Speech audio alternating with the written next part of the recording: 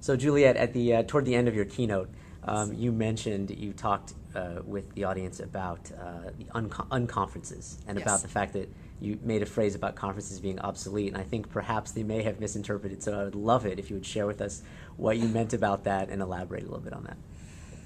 So traditional conferences have existed for a very long time, and generally it's about having a group of people that are paying to attend an event that's often industry specific, where you have a bunch of people that are considered experts on stage giving a keynote address, or some panelists that are there and who are generally answering the question of a moderator or bringing in new insights, ideas, statistics, etc. to the audience. And at the end of it, if you're lucky, there's a little bit of a question period where people get a chance to raise their hand or run up to a microphone and ask a question. Most of the time, the speaker kind of runs out of time and says, well, if I'm lucky, let me come and speak with you after the session or after the conference.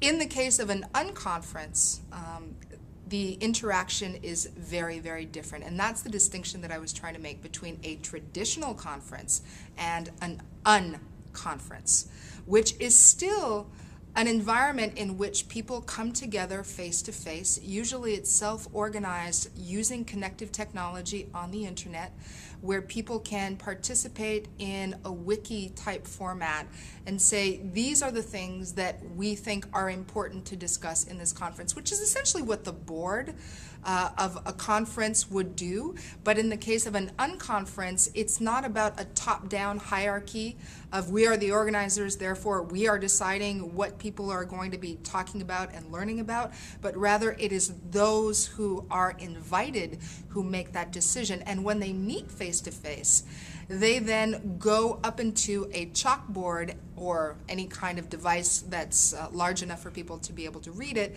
and they decide, spur of the moment, this is what I want to talk about, this is the session that I'm going to create to add value to this community. And everyone who's invited to participate actually gets a chance to give a presentation as well. So it's not an us, the experts, versus you, the audience.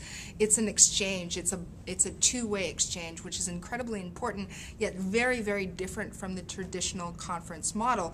Another difference is in a traditional conference model, you would pay money to be able to attend. In the case of the Odeon Network, I know that a lot of people came a long way. Some people from Burma, other people from Mexico, from across the United States, Canada.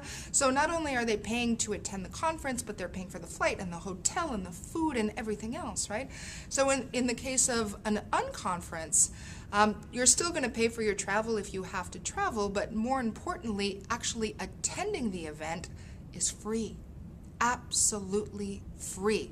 So here you've got the traditional model where everything is set in stone by an organizing committee, and you're paying a lot of money to attend, and at the end of the day you're being spoken at by experts. And the other model, which you have helped to organize based on the things that add value to you, and you get a chance to speak and you get a chance to learn, and it's absolutely free.